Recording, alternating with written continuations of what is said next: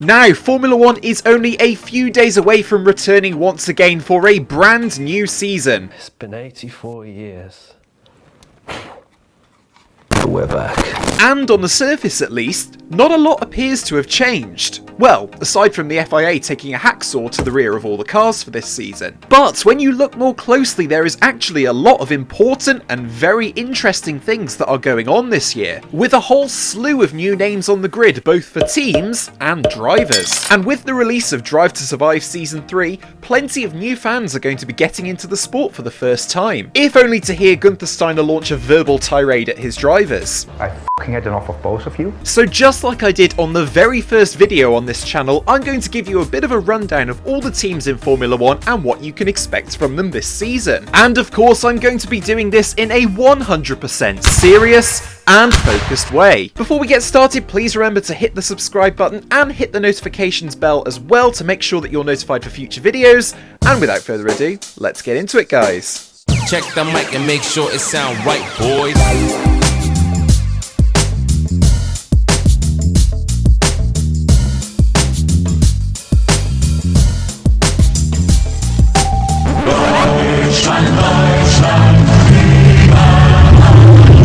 Ah yes, the reigning champions Mercedes back once again to defend their title. Just like they were last year, and the year before that, and the year before that, and the year before that. Now, a lot of people are getting very tired of Mercedes' dominance throughout the turbo hybrid era, but the fact of the matter is they've done so much of a better job compared to their rivals. So much so that no less than 3 teams want a piece of that pie, with Aston Martin, McLaren and Williams all taking Mercedes engines this year once again. For a few seasons now, the Mercedes engine has been the best all-rounder on the grid, and so for this season Mercedes have decided to flex their AMG performance powertrains by taking a shotgun and scattering the car with AMG logos. I mean, it's a design choice, but hey, I suppose they're entitled to it. After all, they've got everything they need for another successful season this year. Not to mention a literal knight in the form of Lewis Hamilton driving for them this year, which pretty much means we can expect most races this season to look a bit like this.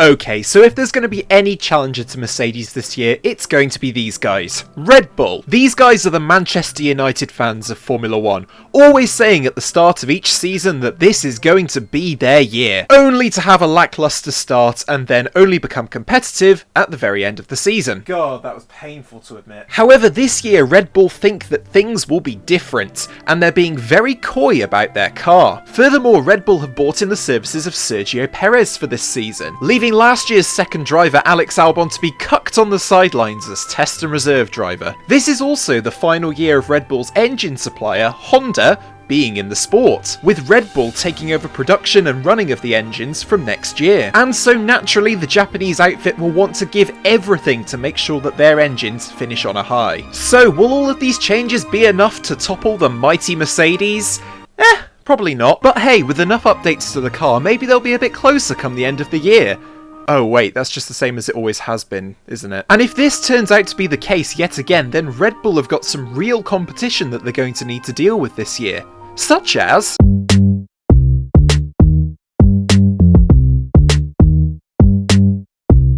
Ah yes, McLaren. Possibly dark horses this season, and definitely a team to watch. The double-decker struggle bus that McLaren have been on over the last few seasons is well documented to say the least. However, since 2019, they have been a team on the up, with Carlos Sainz and Lando Norris both grabbing a podium each last season. This year, McLaren have plied the services of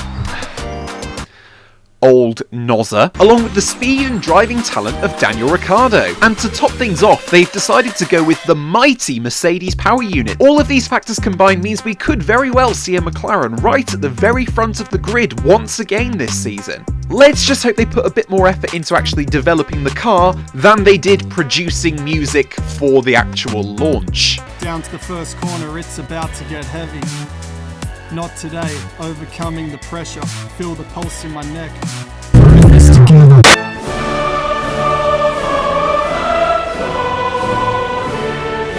Oh, I say, Aston Martin. Yes, that's quite right, old chap. Aston Martin are returning to Formula One motorsport racing for the first time in over 6 decades. And just like we've done throughout history, we've taken something very fancy that was made in one of our colonies in the New World. We're much like the British royal family because despite looking fabulously British on the outside, on the inside we're actually all German. Last year when our cars were painted in a ghastly shade of pink, we got in a spot of bother with the law and those bloody French over the legality of our brake ducts. You there, sir? I certainly hope you've got a license. But naturally we took the slap on the wrists and continued using them for the rest of the season. We're never ones to listen to the French. We look like we could be one of the fastest teams this season. So if you like queuing, talking about the weather, and inherent social awkwardness, come give us a watch.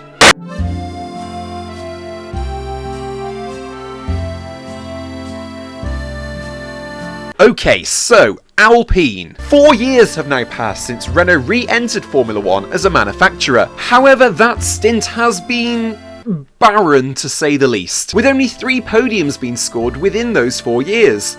All of which came last year. It came as no surprise then that halfway through the 2020 season, Renault announced that they would be waving the white flag on their Formula One operation and rebranding it as their sports car brand, Alpine. To show that this new direction means business, Alpine sacked Cyril Abiteboul, their once team principal and professional angry man. They then decided to hire Fernando Alonso, a driver that won 2 world championships with Renault when they were in the sport in the early 2000s. Now, Fernando's considered by many to be one of the more egotistical drivers in Formula One, and he isn't exactly known for his likability in the teams that he races for. However, it's quickly become evident that Fernando has meshed really well with this Alpine team for this season.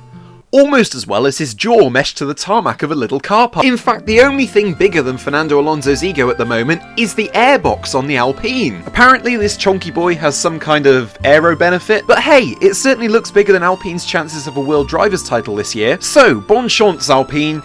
And don't f*** it up. By the way, I really love that livery, it is gorgeous!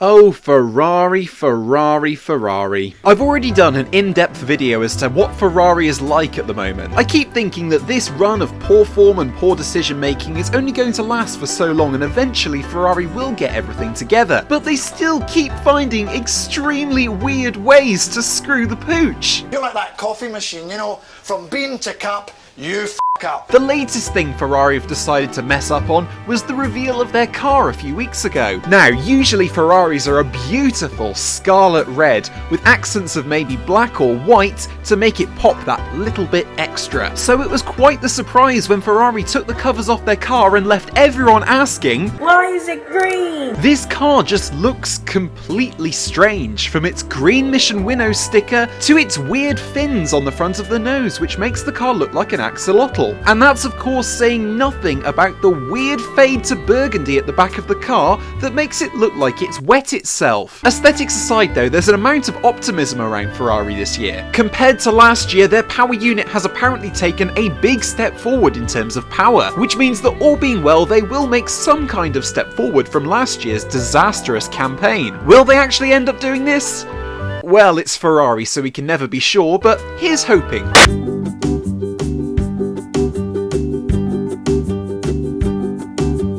Okay, stop everything. Stop it here. Look, okay, the fact of the matter is, at this point in the video's production, testing has already happened, and the first race of the season is just around the corner. And to be quite honest, I don't even think I'm in the best position to talk about AlphaTauri. There is someone who knows the Red Bull Junior program inside and out, having followed one of its drivers from the very highest of highs to the lowest of lows. So, without further ado, Elliot F1, take it away, my friend. Who are AlphaTauri? Well, simply put, they're the F1 branch of the fashion branch of energy Austrian drinks company Red Bull, who, as I'm sure you've heard earlier, have another team in F1 called Red Bull. AlphaTauri are coming into the 2021 season as an extremely exciting prospect, with race winner Pierre Gasly and one of the most exciting and fast rising rookies in Yuki Tsunoda. Gasly has had an amazing bounce back since being dropped by the main Red Bull outfit mid-season in 2019, and Tsunoda has turned plenty of heads during his F2 campaign, almost taking second place at the final race in the championship. The team in recent years has been a fan favourite, and now in no part at all due to Pierre Gasly and his bleached blonde hair, as well as his shock win in Monza. Pierre Gasly wins the Italian Grand Prix! Oh my god! What did you do? What did you do? You died!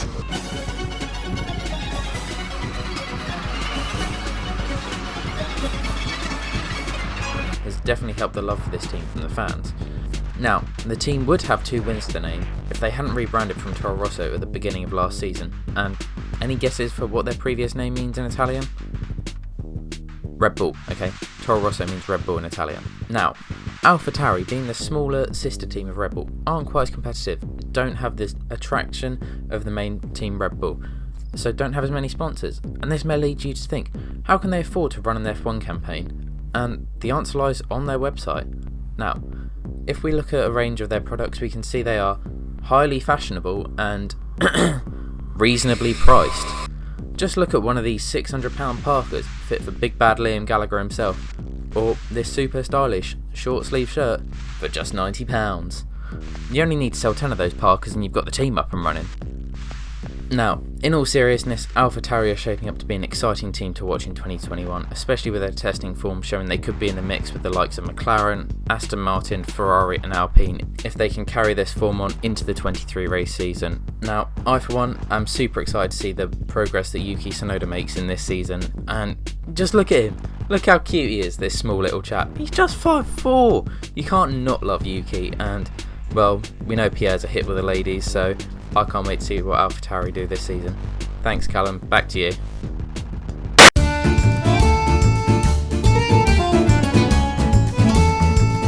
Alfa Romeo.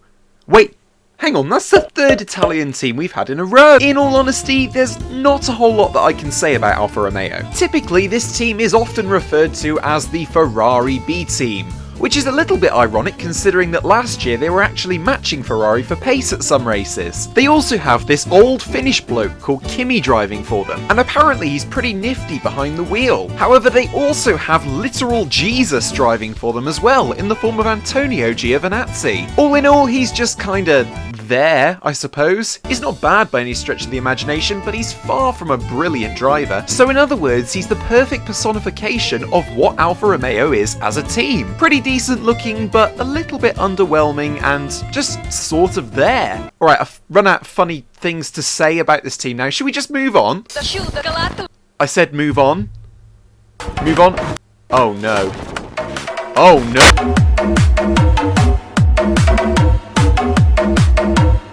Hello, this is the Russian government. For this next section of FF1 TVS video we want to hand it over to our trusted advisor. Will from FP1. Take it away, you legend. I'm Will from the FP1 channel and I've decided to take over this video for a little bit. Now, I may be known in the F1 community for making the occasional controversial joke here and there, so who better to talk about the Haas Formula 1 team then? The Haas F1 team are the sport's youngest outfit, being around since the 2016 season, and in that time they've achieved results comparable to those from fellow compatriots NASA, as long as you crop that down to the Challenger space shuttle disaster. At the head of the team is Gene Haas, a man who spends every second of his life looking like the family dog has just died, and also professional angry man Gunther Steiner, who uses his addiction to the word to gain the team 99% of its popularity. Speaking of popularity, let's talk about how this has plummeted to the ground over the last few months. In a recent bid to attract more sponsors to the team, the American outfit first aimed to enlist the services of 2020 Formula 2 champion Mick Schumacher. Mick, if for some reason you weren't already aware, is the son of 7-time F1 world champion Michael.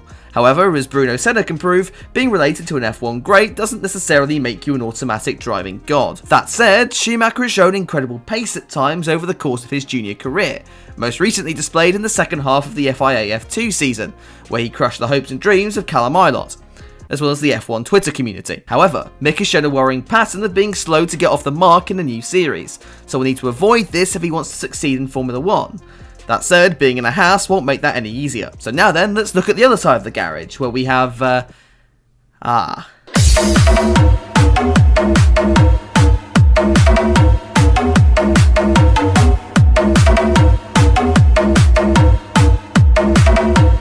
Я тащусь от колотушек.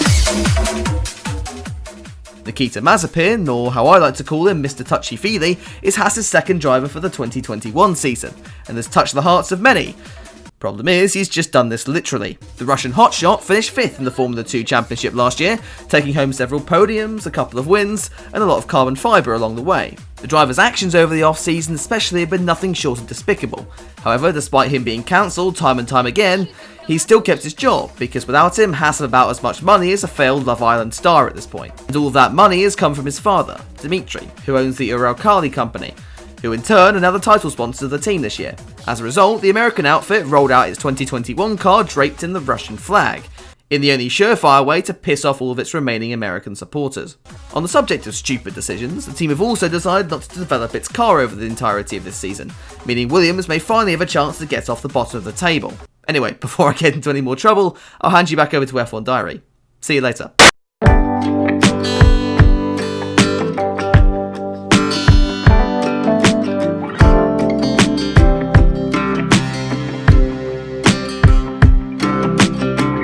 Okay, so the final team that you need to look out for in this year's 2021 season is, of course, Williams. And ooh boy, where do we even begin with this one? Williams is one of the most successful Formula 1 teams in history. Back in the early 90s, this team was the Mercedes of their day. Although since then, Williams has suffered a spectacular fall from grace, with the team not scoring a single point throughout the whole of 2020. Over the past couple of seasons, Williams have gained a bit of a reputation for building cars that handle about as well as the Costa Concordia, and it appears going into pre-season testing that they were expecting much of the same, with the car's livery looking absolutely fantastic from the front. Until it went round a corner. However, despite not scoring last season, the 2020 car was actually not bad in terms of a baseline. All this has meant that Williams has strong foundations to build on in 2021, and this, coupled with the driving talents of sexy space raider and part-time Mercedes driver George Russell, as well as Nutella simp Nicholas Latifi, mean that they could well get back to scoring points at some point this year. Sadly though, any point scoring that's going to be done this season will be done without the Williams family, as Frank and Claire sold the team to a consortium called Doralton Capital midway through last season. Here's hoping that the Williams family will be watching on and see their team return to success once again, and not watch Doralton Capital turn it into a car from the F1 2020 game. Whoosh! And there you have it, ladies and gentlemen. That is my totally serious guide to the 10 Formula 1 teams that you can expect to see in the 2021 season. Now, I should make it clear that probably about 2/3 of this video was filmed and edited before testing actually got underway, and my god, did Mercedes get the sandbags out, am I right? Wow. But nonetheless, a lot of the stuff that I have said still very much holds water, and we still don't exactly know what the running order is going to be, so should be a very interesting season ahead. Once again, I want to give a massive thank you to Elliot F1 and Will from FP1 for doing their little segments in this video and covering some of the most interesting teams on the grid. Both of their channels will be linked in the description down below. Please go check them out, and please go and get Will to 18k if he hasn't reached it already by this point. If you really love this video and you watched it all the way to the end, please put in the comments section #TotallySeriousF1 and then share it around on Twitter or other social medias with the same hashtag to share it around and spread it to more people. And finally, if you've got any suggestions of what I can do a totally serious video on in the world of motorsport, Formula 1, or whatever you can think of, please comment it down below and I'll have a look at the best ones. But that's going to round it off for this episode of Totally Serious F1, guys. Thank you so much for watching, and I will see you in the next one. Cheerio!